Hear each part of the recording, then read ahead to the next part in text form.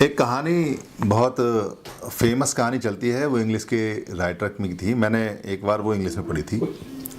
कहानी का नाम था, उत्तर प्रदेश में जो एजुकेशन सिस्टम है उसमें इंग्लिश में पढ़ाई जाती थी, golden bowl, the golden bowl, सोने की कटोरी।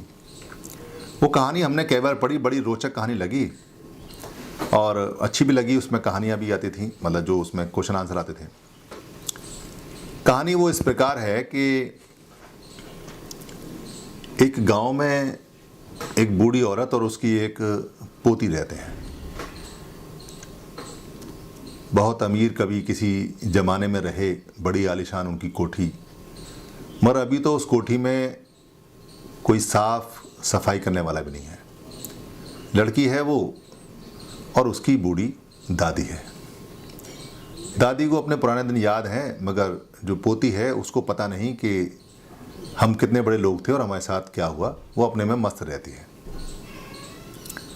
छोटा सा शहर है, कस्बा है। पूरे दिन वो लोग मेहनत मजदूरी करके, घर में किसी के बर्तन चाकरी करके, जो टूटा फूटा रूखा सूखा एक आध समय का होता था खा लेते थे। कहीं से कोई कपड़ा मिला तो वो पहन लिया। घर के लगभग सारी चीज़ें बिक चुकी हैं। अब उनके पास बेचने के लिए भी कुछ नहीं है। जीवन चल रहा है जैसे चलता है और कोई उनके पास चारा भी नहीं है। बूढ़ी बहुत बूढ़ी हो चुकी है और लड़की अभी लड़की है, नादान है, उसे समझ नहीं है। तभी अचानक कानों में आवाज़ आती है, हीरे मोती का हार ले लो, मोती का हार ले लो, फेरी वाला आया, फेरी वाला आया, हार ले लो, बाली ले लो, कुंदे ले लो। छोटी लड़की का जो मन है वो थोड़ा विचलित होता है और वो अपनी दादी से कहती है, अम्मा मुझे ना एक हार दिला दो। अम्मा समझदार है, वो कहती है क्या करेगी हार लेके, कुछ नहीं होता, हार में ख़राब हो जाता है। नहीं नहीं अम्मा, मैं तो हार लूँगी, मुझे तो हार दिला दो। देखो वो मेरी सहेली भी पहनती है, वो सहेली के पास झुमके बहुत अच्छे हैं। मन विचल जाता है। विचलित हुआ मन अम्मा को परेशान करता है। तो कहती है कि हम हार वाले को देंगे क्या, हमारे पास तो देने के लिए कुछ भी नहीं है, पैसे भी नहीं हैं। तो वो लड़की कहती है कि अम्मा अम्मा एक कटोरी रखी हुई है वहाँ गंदी सी ढेर में, जो पुराने सामानों का ढेर था जिसमें लकड़ी वकड़ी के सामान पड़े हुए हैं, मैं लेके आती हूँ। तो अम्मा कहती है, अरे इस कटोरी का कोई क्या देगा, वो तो बेकार कटोरी है, कटोरी के बदले में कुछ नहीं मिलेगा। लड़की फिर जिद करती है, अम्मा बुलाओ ना, बुलाओ ना। लड़की का मन रखने के लिए उस फेरी वाले को आवाज़ देती है, फेरी वाले ज़रा अंदर आओ। फेरी वाला अंदर आता है, कहता है एक माला दिखाना। वो माला दिखाता है, उस लड़की को बहुत पसंद आती है। कहता है इसका मूल्य तो 4 सिक्के हैं। वो कहते हैं हमारे पास सिक्के तो है नहीं, ये कटोरी है, इस कटोरी के बदले अगर तुम दे सकते हो तो दे दो। तो जो वो फेरी वाला होता है वो बड़ा ज्ञानी होता है, क्योंकि उसका रोज का काम है। तो वो देखता है लकीर खींच के उस पर, उसको लगता है कि ये तो किसी अमूल्य धातु की है। लकीर खींचता है तो पता चलता है कि वो तो सोने की है। सोने की लकीर खींचते ही, जैसी लकीर खींचता है वैसे ही उसको मन में लालच आ जाता है, लोभ आ जाता है और वो सोचता है कि इस बुढ़िया से, इस बच्ची से मैं इसको वैसे ही हथिया लेता हूँ बिना कुछ दिए। तो वो कहता है कि अरे ये तो बहुत बेकार सा है और ये तो कोई धातु लोहे का है, इसका तो कुछ नहीं मिलने वाला है और ये तो 1 पैसे की भी नहीं है। और ऐसा कहते हुए उसको ज़मीन पे पटक देता है और गुस्से में अपना सामान उठा के वहाँ से चल देता है। बूढ़ी औरत और वो लड़की हक्का बक्का अपना टूटा हुआ मन लेके और उसके अजीब से व्यवहार को देख के दोनों दंग रह जाती हैं और वो अपना सामान बटोर के निकल जाता है। उसका एक साथी भी है, क्योंकि 2 साथी वहाँ सामान फेरी के साथ एक साथ बेच रहे हैं और वो नदी को पार करके आए हुए हैं। तो वो गली से निकल जाता है और गली से निकलने के बाद में पीछे घूम के देखता है कि शायद बूढ़ी औरत आवाज़ देगी या लड़की आवाज़ देगी, मगर बूढ़ी औरत का और लड़की का मन टूट जाता है उसके व्यवहार से और वो आवाज़ नहीं देते और अपना मन को कंट्रोल करके बैठ जाते हैं, संयत करके बैठ जाते हैं। थोड़ी देर बाद दूसरे फेरी वाले की आवाज़ आती है, हार ले लो, झुमकी ले लो, बिंदी ले लो। लड़की का मन फिर मचलता है वो अम्मा से कहती है, अम्मा दूसरा फेरी वाला आया है, इसके हम कोशिश करते हैं। बूढ़ी समझदार है, वो कहती रहने दे, कोई फ़ायदा नहीं। अम्मा बुलाओ ना, मना ही तो कर देगा। अम्मा उसकी बात सुन के उसका मन रखने के लिए बुला लेती है। वही बात पुरानी होती है और वो उसको बाउल दिखाते हैं। बाउल देखने के बाद में वो जो फेरी वाला है वो कहता है, दूसरा फेरी वाला, अम्मा ये बाउल तो बहुत कीमती है, ये तो सोने का है। मेरे पास अगर मैं तुम्हें अपना सारा सामान भी दे दूं और सारा पैसा भी दे दूं तो भी मैं इसका कीमत नहीं दे सकता।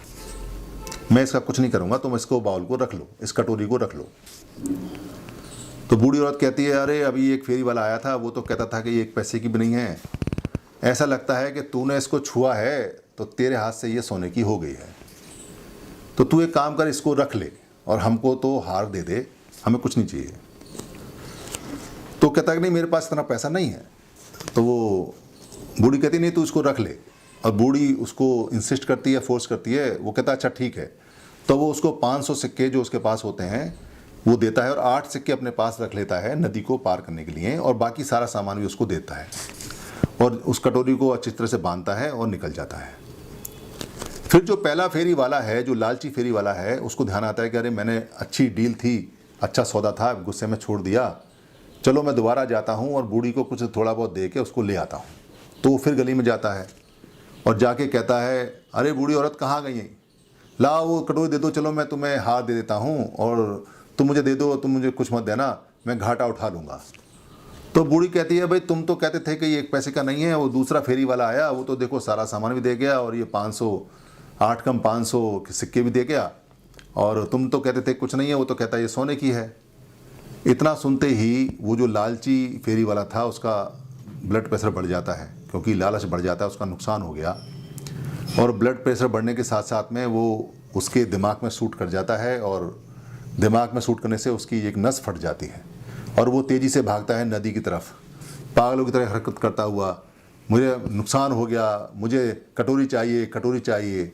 और उधर वो नाव पे 8 सिक्के उसको दे के नाव पार करने लगता है और वो कहता है, नाव वाले नाव रोको, नाव रोको, नाव रोको। और उसके नस कितनी ज़्यादा फट जाती है, ब्लड का क्लॉट इतना ज़्यादा हो जाता है कि वहीं पे तड़पता हुआ मर जाता है। ये कहानी जो आपने सुनी गोल्डन बाउल के नाम से, ये कहानी जातक कथा नंबर 3 है। जातक कथा भगवान बुद्ध की 547 कथाएं हैं और अगर उपकथाएं उनमें हम मिला दें तो लगभग ये 3000 हो जाती हैं। जातक कथाएं सूत पीटक में के खुंदक निकाय में आती हैं जातक के नाम से, और 10वां ये ग्रंथ है। जातक कथाओं के बारे में कहते हैं, जात माने जो होता है वो जन्म होता है, यानी उत्पत्ति होती है, और जाति माने भी उत्पत्ति है। जाति और जातक का मतलब सेम है।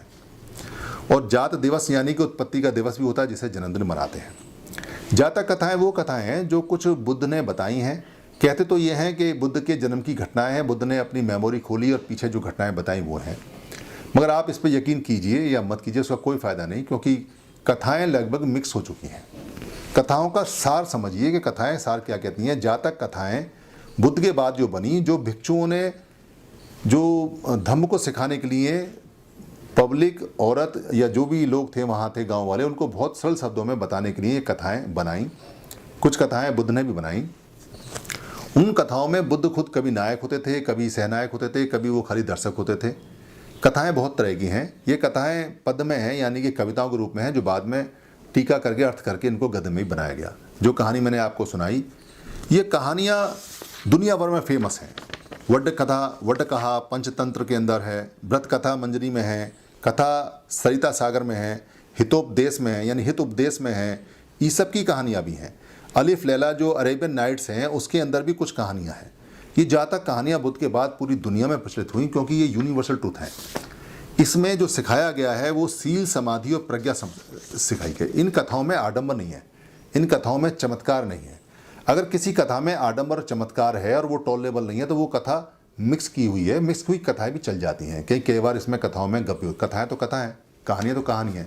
उनका किसी भी, क्योंकि गाथा जो होती हैं शुद्ध होती हैं, प्योर होती हैं, वो ऐतिहासिक होती हैं, मगर कथाएं मिक्स हो सकती हैं, सच भी हो सकती हैं, झूठ भी हो सकती हैं, इसलिए कहानी बोलते हैं इनको। ये कथाएं जितनी भी हैं, जो कहानियां हैं, स्टोरीज हैं, जातक कथाएं, ये बच्चों में और बड़ों में समान रूप से लोकप्रिय हैं और ये आज भी अपनी उतनी ही वैल्यू रखती हैं। सभी काल में और सभी भाषा में इन कथाओं की बहुत मान्यता रही है। ये कथाएं इतनी फेमस हैं कि इन पे टीवी के सीरियल भी बहुत सारे बने हैं, मगर इनके नाम और जगह जगह बदल दी है। जैसे ये कहानी मैंने आपको सुनाई, ये मैंने कहानी इंटरमीडिएट में सुनी थी, जब ये इंग्लिश की मेरी लिटरेचर बुक में थी, गोल्डन बाउल के नाम से। और यहाँ जो इसमें कहानी का नाम है, वो कहानी का नाम बड़ा सिंपल सा है। इसमें सोने की थाली या सोने की कटोरी या सोने की तस्तरी, ये नाम इसमें दिए गए हैं। कथा कहने वाला जो होता था उस समय, उसको जातक भाड़क बोलते थे। भाड़क, कथाओं को सुनाने वाले जो लोग होते थे या धर्म को सुनाने वाले, उनको भाड़क बोलते थे। और जो जातक कथाएं, जन्म की कथाएं सुनाते थे, उनको जातक भाड़क। जैसे ये आज मैंने कहानी आपको सुनाई है, तो उसका नाम है, मेरा नाम हो गया जातक भाड़क, यानी मैं आपके लिए आज की डेट में जातक भाड़क हो गया जब ये कहानी सुन रहे हैं। भाड़क का मतलब होता है टीचर या प्रीचर। मगर एक कमाल की बात यह है कि इसी भाड़क, क्योंकि ये भाड़क बहुत अच्छी बात है, बताते थे इसमें आडंबर और चमत्कार नहीं होता था, इसी भाड़क शब्द को बिगाड़ के भाड़ू बनाया गया। पहले भाड़ बनाया, फिर भाड़ू बनाया, और भाड़ू जो शब्द था उसका सम्मान खत्म कर दिया, यानी कि उसको अपमानित कर दिया। अप का जो मतलब होता है वो तुच्छ और छोटा होता है, अपमानित यानी कि छोटा माना हुआ। और जो सम्मानित होता है, सुमानित होता है, उसको बोलते हैं सम्यक यानी सही मानित, यानी कि सही मानित वाला जो शब्द है वो अप यानी छोटा मानित कर दिया, अपमानित कर दिया। और जो भाड़क थे उनको भाड़ू या भाड़ बना दिया गया, और उसको अपमानित करके, छोटा करके ख़त्म करने की कोशिश की गई। बेसिकली जातक कथाओं को ख़त्म करने की कोशिश की गई। आपको मैंने जातक नंबर 3 सुनाई है, 547 हैं, लगभग 3000 जातक हैं। लगभग कोशिश की जाएगी कि आपको सभी जातक कथाएं हम बताएं। धन्यवाद।